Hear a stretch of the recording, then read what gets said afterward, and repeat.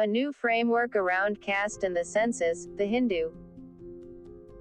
Enumerating, describing and understanding the population of a society and what people have access to, and what they are excluded from, is important not only for social scientists but also for policy practitioners and the government.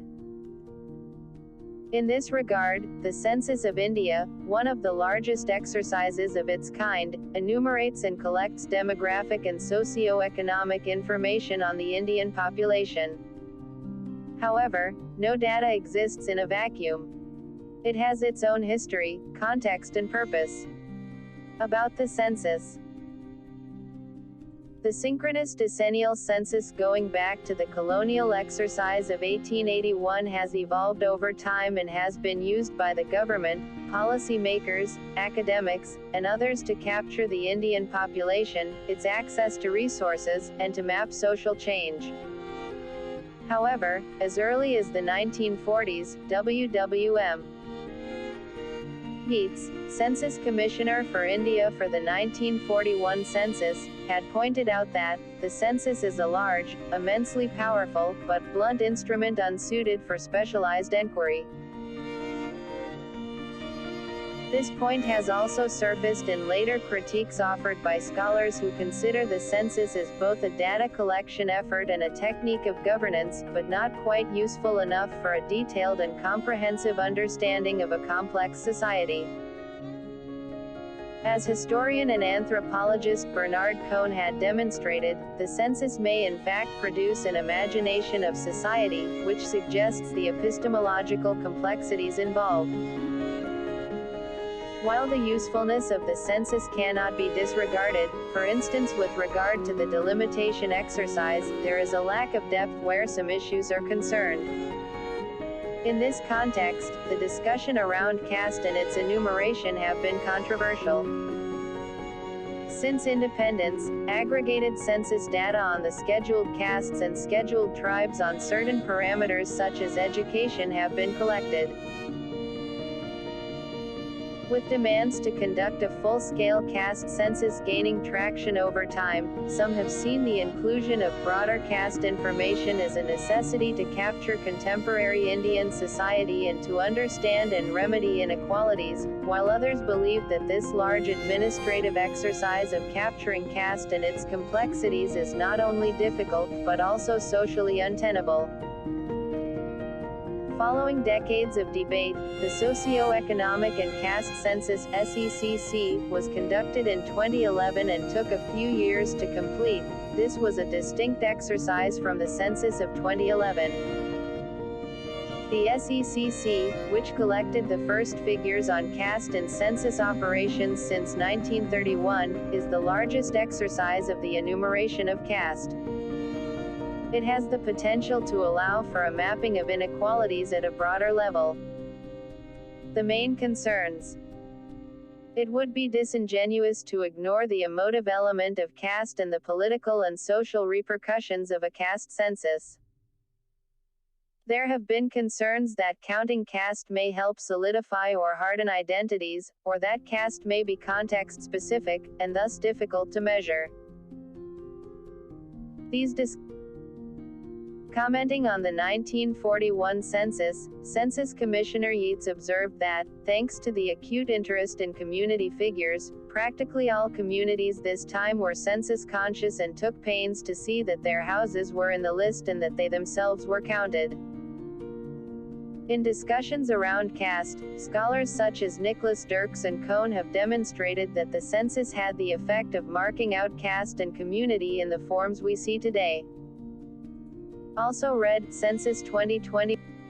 The other concern is whether an institution such as caste can even be captured completely by the census. Questions remain on whether the SECC is able to cover the effects of caste as an aspect of Indian social structure in everyday life, or at least to illuminate our understanding of its impact at varying scales, from the local, to the regional and to the national scale. Can the SECC take into account the nuances that shape caste and simultaneously the ways in which caste shapes everyday life in India? The census and the SECC have different purposes.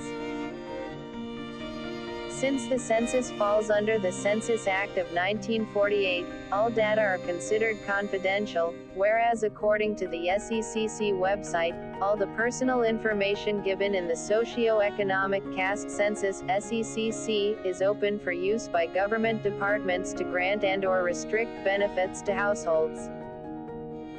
The census thus provides a portrait of the Indian population, while the SECC is a tool to identify beneficiaries of state support.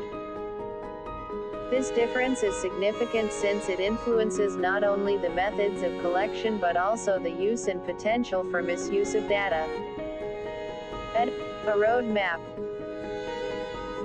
What is needed then is a discussion on the caste data that already exists, how it has been used and understood by the government and its various departments to grant or withdraw benefits, and also its utility for the important academic exercise of mapping social inequalities and social change.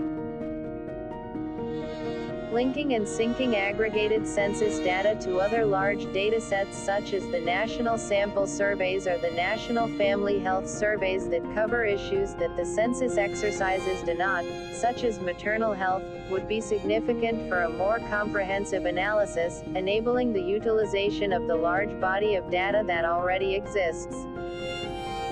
This linking of the census with the National Sample Survey data has been suggested in the past by scholars such as Mamta Murty and colleagues. Statisticians such as Atanu Biswas point out that census operations across the world are going through significant changes, employing methods that are precise, faster and cost-effective, involving coordination between different data sources.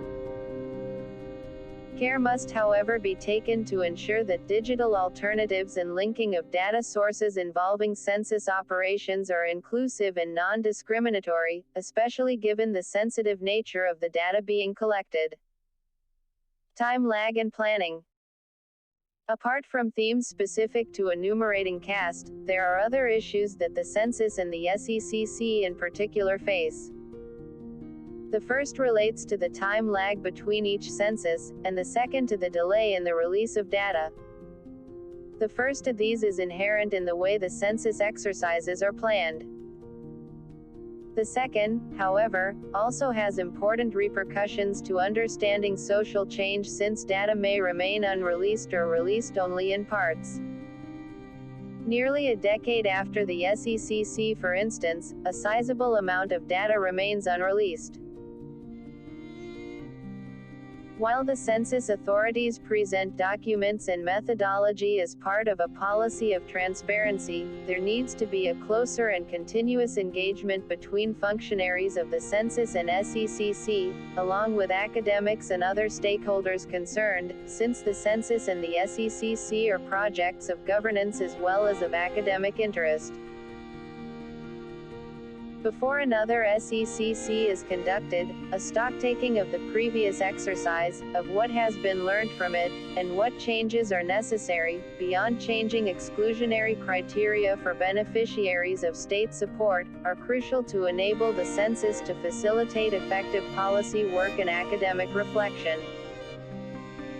Concerns about methodology, relevance, rigor, dissemination, transparency and privacy need to be taken seriously if this exercise is to do what it was set up to do.